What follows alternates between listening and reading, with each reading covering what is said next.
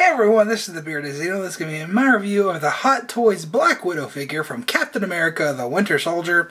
And I just want to make this video quick. I want to see if I can do a review in one shot. So let's get this rolling. Here's just the box for Black Widow. It's got a nice little gloss on the side that says Black Widow on the side. I'm pretty sure everybody who, would even... Most people have seen this figure before. Other reviews of this figure. Kind of late to the party on this one, but it says Black Widow on the side. And in the back we have all the credits for the wonderful people to thank for this.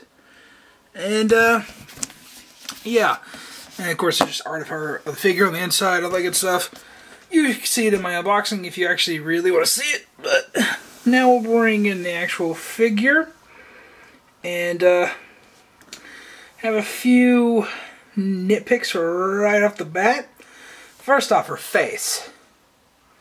It looks better in person than it's coming off on camera, but it's still not perfect. It's the nose. The tilt on the nose is not far enough up, I don't think, especially in person. Her nose is more squashed than it should be. Her nostrils should be more prominently pointing up. This is what I gathered from watching the movies and everything. But the portrait view, bring it up close to the camera. That's Scarlett Johansson, I think. I look at that and I see Scarlett Johansson. But still, the nose is off. It's not pointy enough. Like pointing up. It's not pointing up enough, and that's really what I think is throwing me off, because the forehead looks proportionate, the cheeks look right, the lips definitely are Scarlett Johansson's lips, and yeah, I think it's the nose. I really think it's the nose not pointing up high enough. But other than that, if you saw me unboxing, you know that this arm just kind of popped out of its socket, and it's still not back in there. I tried getting it back in there, but it doesn't work. But anyways, let me move her back and just show you the pose that she's in. And what I'm going for here is the pose from the promo art, like the pose where she's got, all the posters, you know what I'm talking about. I wanted to see if the figure could do it, and it's pretty close, but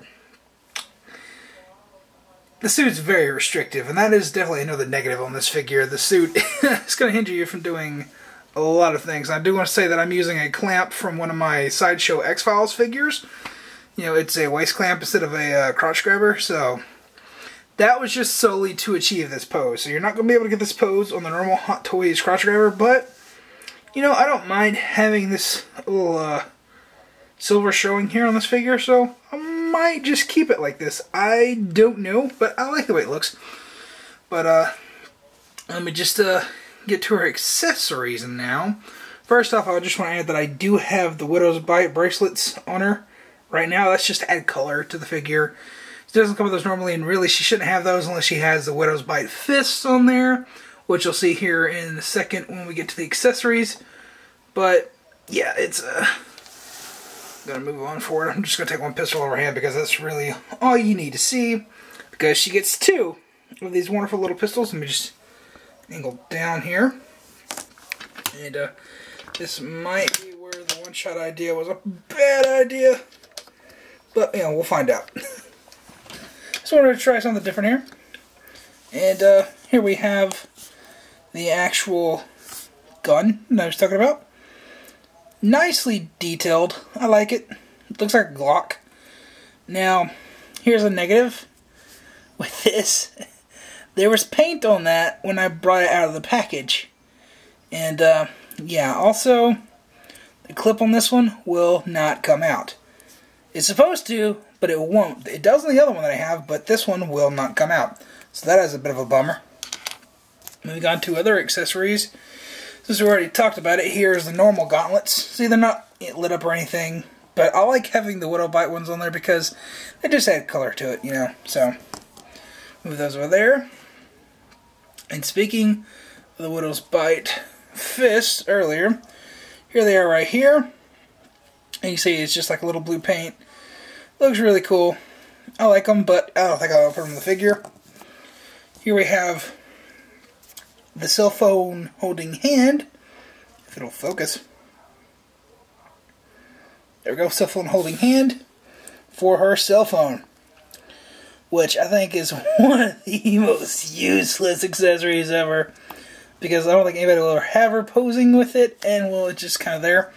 But hey, you know, it's good for some photos, like if you have like a car that you want to put this behind and have like the Winter Soldier's feet on the other side, you know, to recreate that from the movie. That's a nice idea. I definitely allow it to stand to do that, so, you know, I might take a picture like that with, I don't know. But definitely never going to use this phone holding hand, and well, yeah, it's a pretty much a throwaway accessory if you ask me. Now we get 2 open palm hands, you know, relaxed hands. They came on the figure. And God, that wind's picking up out there. And just 2 fists. And guess what, folks? That's it. That's all the accessories that she comes with. Not a lot at all. I mean, there's a lot of empty space inside that box when you open it up, so that's pretty damn disappointing if you ask me. But just go ahead and angle up. Actually, I'm going to get a facing shot. And put this back in there. And you can see my Bose is kind of wobbly, but there we go. I do just want to add that I still think this figure is good. Absolutely worth buying if you're a completionist of the Winter Soldier line. But otherwise, I'm just going to say, wait for the Age of Ultron version. Because that looks like it's just going to be a re-release with a brand new costume, which looks a lot better of the first Avenger version. So, yeah. I mean, the head sculpt looks a lot better than this one. It looks way more accurate.